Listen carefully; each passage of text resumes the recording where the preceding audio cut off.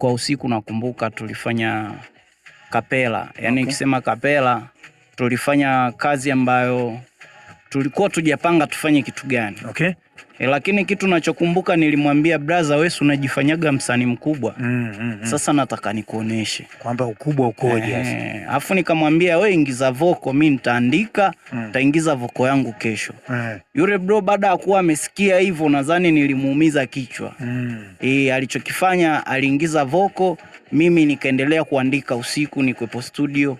Asubuhi alivyokuja kusikiliza ile kazi nilichokifanya, nakumbuka aliondoka akasema ngoja nije.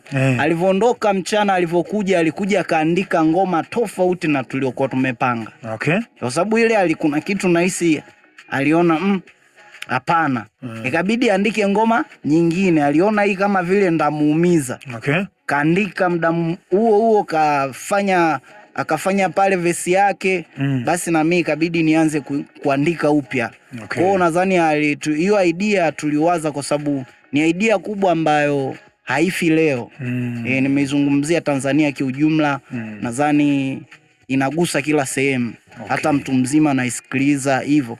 Kwa maana niliona kwamba nifanye kitu ambacho kitakuwa sio cha kuisha leo wala kesho. Kiishi kwa muda mrefu.